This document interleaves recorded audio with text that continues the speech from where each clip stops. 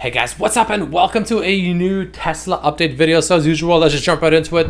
Let's see what happened in the market today, what we can expect for next week. And yeah, let's just analyze it as per usual. If you guys enjoy, don't forget to hit that like button. I'm going to try speaking slower. I actually just have a natural tendency of speaking really fast. It is what it is. So hopefully this will be easier to understand. I have to physically actually mentally think about speaking slower. It's a little annoying, but I'll try. Anyway. So Tesla ending the day today down 0.8%, not too bad, with the Nasdaq being down 1.15%. The Tesla has been actually performing fairly well in the market like this relative to the actual market as a whole. I'm actually pretty impressed. I think Tesla has been doing actually quite well. I'll be honest. I think it's been holding up exceptionally well, along with Apple and stuff like that. But yeah, I think Tesla's been doing fantastic. So everyone that's upset about Tesla, rightfully so. Don't get me wrong. It's obviously sucks.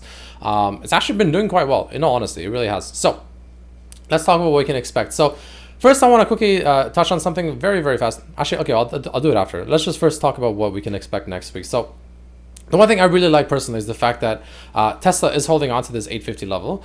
You can see here, we broke down, I think this was this was today actually. Yeah, so today, pretty much in the morning, we broke down under 850 just for a few seconds, or not seconds, but minutes. And then we came right back up really, really, really fast. You can see here, I'll show you guys right here, right? Happened right here, literally just like what, 5-10 minutes or something like that. Came right back up actually really, really fast. You can see on the 5-minute chart, no real candle close below there, nothing too crazy. So that's a good sign. That means 850, clearly there's a lot of demand at 850. It's holding fantastically, and I've said this several times to you guys. 850 is a very, very important level for us right now. Kind of remember how before I kept saying how there's like 970, 975, whatever, that level was like really important, and the second it broke, see what happened. Think of 850 as being something similar. Essentially, the way it works to the downside is if 850 ever does not hold and it actually breaks, similar to what we had here, Tesla will, at the very least, probably come down to 820. But ultimately, if we come back down again, I do think, probably maybe bounce at 820, most likely revisit 800. But ultimately, regardless of what I say next, regardless of what happens next, guys, I want you to make sure you understand this. I don't want people bitching in the comments in a couple of weeks from now. Ultimately, I think Tesla will be heading lower into the 700s. 757 is the first price target. The next price target will be 700. I expect something in that range sometime in the next few weeks. I don't know exactly when. I'm not going to tell you the exact date, time, millisecond that it'll happen. And I'm not going to tell you the literal to the cent price level is going to hit and bounce off of, but that's the general range I think it's going to go to over the next, again, weeks, maybe a month or two, something like that, somewhere in that range. Based on this market, based how fast and aggressive it moves, it's probably going to happen sooner than later, in all honesty. But with that being said and done, ladies and gentlemen, and the fact that Tesla is holding 850 so far, and even 865, or 860 rather, 860 is great. 850 is even better that it's holding, or sorry, the other way around. 850 is great that it's holding, 860 is even better. Essentially, that's telling me the fact that we're not ready to make a move down just yet. Personally, I think that next week we actually might get a bit of a bounce. I think we'll get a bit of a relief rally. Again, you also want to always take a look at the indices. You can see the indices getting essentially a double bottom over here. The SPY, the QQQ. The QQQ, I'm not going to lie, looks a little shittier. The QQQ actually doesn't look very good. The SPY actually looks pretty decent. QQQ, not as good. But the fact that it's still holding this general level is not too bad. But ultimately, I think we're going to get a quick little relief bounce next week. Now the question is if that happens, if we go up, what confirms the fact that we're getting this bounce? Well, the fact that we're holding this is already, in my opinion, somewhat confirmed. But to truly get a better idea, I would want to see 880 go above 880 and start closing some candles above there. Not just like one candle, like several candles above 880 and consistently close it. Similar to how we're not really, we're consistently closing candles above like 860 here. You can see. I want to see something like this, but like up here instead. Something like that for like a day, let's say, or like half of a day. Something like that. That to me confirms that 880 now is officially support, and we probably can start making our way back up. Now, the best case scenario in a realistic scenario is the fact that we can potentially move up to retest this little bear flag that we broke out of, which will potentially bring us all the way back up to 970. I don't think that'll happen. That is, in my opinion, the best case realistic scenario. Personally, I think we're going to go lower than what we went up here, this 950 area, 55 area. I don't think we'll go higher than that. I think we're going to go a bit lower than that. I think we're going to go somewhere in the lower 900s, maybe like 930, maybe like 920. But somewhere in the lower end, the lower third of the 900s is where I am personally expecting it. And that's where I'm personally having my price target. the lower part of 900. It's hard to say exactly where, I'll be completely honest, because this market is wild. I don't know the exact number, but I would personally be looking for something there before I would take any profits. I did open up a small position, well, relative to portfolio, small position, about 10 to 15% of my portfolio is currently I have in shares. The rest is essentially cash that I'll be selling cash secured puts next week, which is a bullish position for like the low 800s. Because I do think we bounce off of here. So that's essentially what I'm currently seeing. Again, we can take a look at the volume profile back on the daily, right? You can see, there is going to be a lot of potential selling pressure, and this will be potentially a hard move to make, but we clearly did it here, and I think it'll happen again, but I don't think we'll go much higher than, again, like 930 maybe. I don't think we'll go like much higher than 930, if even that.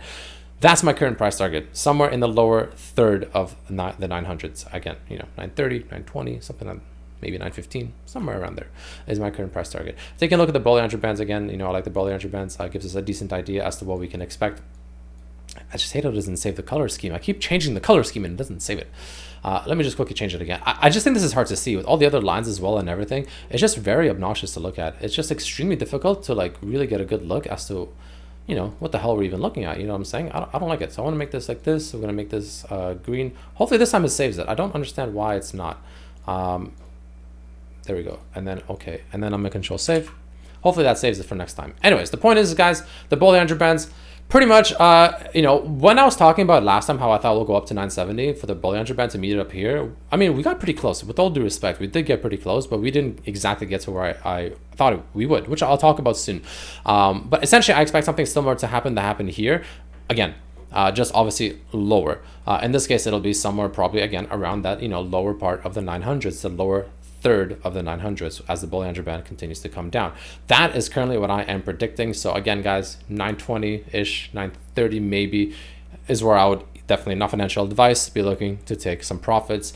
You can play it safe and even take it somewhere in the lower part of the 900s. And that's essentially what I'm seeing for next week, guys. I do think next week we're going to have a bounce. I don't know if it'll happen throughout the week slowly, if it'll just happen in 1 or 2 days. This market's wild. It's hard to predict the time of the market. That's the hardest part. I never want to say, like, I'm trying not to like predict too much as to like the time of something, of the timing of when it'll happen. I'm just trying to predict what'll happen generally, like overall, and then it'll happen as it happens. You know what I mean? Like, it's hard to be like, yeah, by Thursday at 11:59 or noon Thursday, we're gonna be at this price. That's impossible. That's literally just ridiculously difficult, right? That's like next to pretty much impossible. The point is that you want to have a general idea of the direction. That's the most important part, which is what I want to talk about next. So that's what I'm currently predicting for next week. I do think next week we're going to have a bit of a relief rally. Again, if we happen to get to like, 920-ish, 930-ish, literally on Monday, let's say for instance, well, then the rest of the week might be pretty bad. Or we can get there really slowly, maybe by Wednesday, maybe by Thursday, and then the majority of the week was probably pretty good. It really just depends on how fast we get there.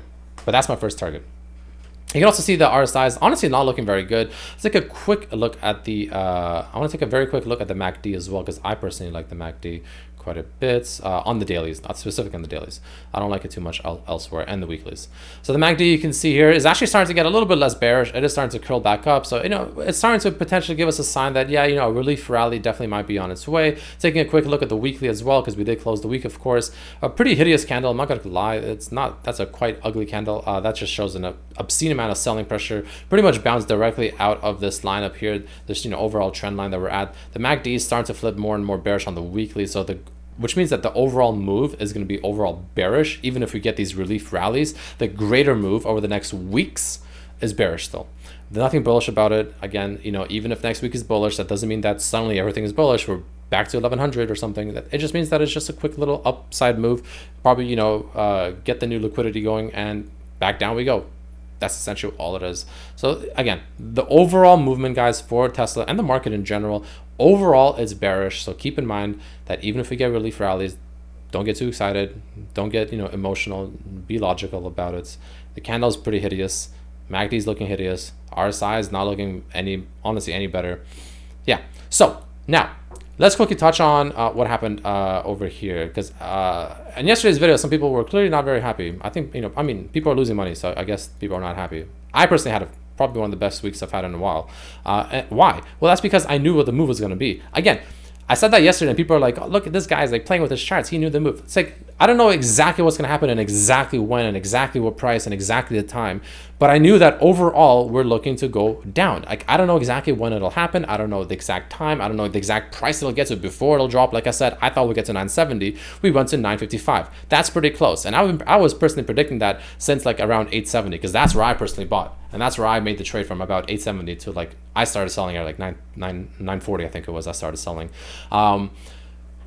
And I started, scaling out, which is important. You don't want to just wait for 970 and then scale out. You want to start scaling out on the way as it gets closer and closer. Because yeah, it very well might not hit 970. And in this case, it obviously didn't, but it still got pretty close. So if you're not making money from, back when I was personally buying and calling it out at like 870 roughly, all the way up to 955, and you're, bitching and complaining about it, hey, I don't know what else I can do for you. I really don't. That's just on you, plain and simple.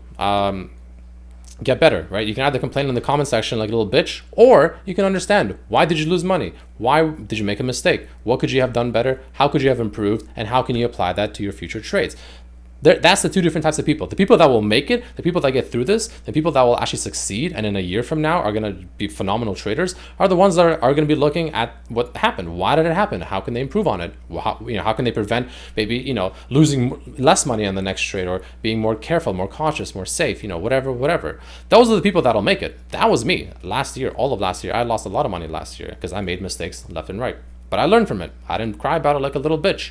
And if you're someone that's crying about it and typing in the comments like, oh my God, you're not going to make it. It's just that simple. That's just the facts. That's the truth. Again, I'm not here to, tell people, what they want to hear. And I'm not here to sugarcoat things. I couldn't care less. I really just couldn't. I'm just here to tell the facts. And if, if that's something you appreciate, then hopefully that's something, you're here to watch for, right? Anyways, let's talk about what happened, right? So like I said, in this, as we were moving up, I mentioned how I think we'll get to 970. Again, we got close. We didn't quite get there. I was wrong on that. But again, I started scaling out. Now, the difference is the fact that I also didn't scale out with as much profits as I thought I would. Because again, overall, I was still waiting for 970, even though I started scaling out. Essentially, what happened was I ended up scaling out the majority of my position back as we broke 900. Why did I do that? Because we broke out of the bear flag. I was showing you this bear flag the day before it happened, when we were still moving up with all of this, way before all this red happened. I showed you guys this bear flag. I even said it's a bear flag. I even said that we will probably break out of the bear flag at some point. I don't know when that'll happen, but it will happen. That's the most important part. It's not about timing it, everything, and knowing exactly to the minute and to the second when things will happen. It's about understanding the overall movement. The overall movement was bearish. This overall movement upwards was a bearish flag movement. It was a bear rally, essentially, right? It's a bear flag. And the second you broke underneath this 900, which also coincided with the bottom of this flag in the time that it happened, you can see we broke down on the 1 hour. I personally like the 1 hour. We broke down on the 1 hour. We came back up, failed, rejected again. And the second that happens, that's it. This play is most likely done. There's a very decent chance it could have been a bear trap and we just rallied back up from there. Could have happened. But that's where you have to start, taking into account how risk adverse do you want to be? How risky do you want to be? How safe do you want to be? I personally didn't want to be too risky. I didn't want to ruin this fantastic week. So I sold. Yes, I sold at less of a profit than if I, sold all the way up here. Or obviously if it went to 970, sure. I didn't make as much as I could have. I could have made several thousand more, but I didn't. But I still walked away with profit. That's the most important part. Right, so the second it broke down, I pretty much skipped all of this movement down here, and then I started buying again. That's it. It's that simple. It's really that simple. People that are thinking that like, oh, TA can't navigate this market, it can. It absolutely can. You just have to not be, you just learn. Just learn. Stop complaining. Like, I don't. People complain too much. Just learn. Stop being a little bitch. Complain all the time. Just learn. I'm clearly navigating through it. I'm clearly positive for this week. Why can't you be?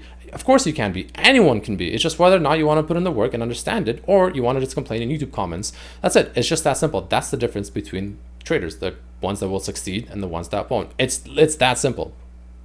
Anyways, that's essentially what happened with this move, and that's why I said that I personally saw this coming. Again, I didn't see it coming that day. I did think we'll go up first and then this will happen. It happened earlier than I thought, but I was prepared. That's the most important part, guys. Be prepared, be ready to exit positions, be ready to look for specific important breaks of levels that shouldn't be breaking. In this case, again, it was breaking out of this bear flag and especially 900. Those were two pretty important levels, 900 and the bottom of the bear flag. The second that breaks, that's two key technical levels that have now failed to be, support, which they should have been. That's a bad sign. That's two pretty bad signs, like pretty major indicators, in my opinion, that we're about to sell off. And that's exactly what happened. So anyways, that's essentially the rant for that. Again, You can complain or you can learn. That's really all it is. And I'm not saying I'm perfect. I make mistakes. I could make better profits. I could have walked away with more profits. I could have made better trades.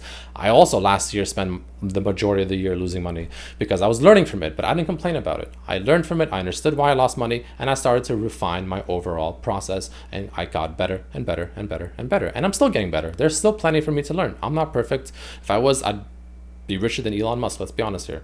I'm still learning myself, guys. And that's why, yeah, that's why I'm still learning too. Like, I'm not perfect, but hopefully, I can teach you guys what I personally learned so far over the course of all of last year, pretty much every single day doing it.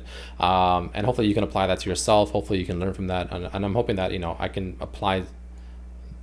can help you guys apply that to your own trades and whatnot. But regardless, not financial advice. Made this a bit of a longer video because I want to get that kind of out there. I want you guys to understand. I know there's a lot of people that are watching and learning, and they're not typing, they're not, engaging with the video directly, but they're appreciating, they're learning, they're understanding, and they're trying to get better. And those are the people I think that will succeed after this whole crazy market has finally, relaxed. Because I think there's still more pain ahead. But again, nonetheless, if you're someone that's learning, understanding, and accepting their mistakes and learning from them, I think you'll do fantastic once this market relaxes. It's a painful lesson, but think of it as a crash course. It's essentially a crash course through just learning how to trade, but it's going to give you a lot of fantastic lessons, I think, personally, but assuming you're willing to accept them. Nonetheless, that's it for this video, guys. Thanks for watching. I'll see you on Monday. Peace.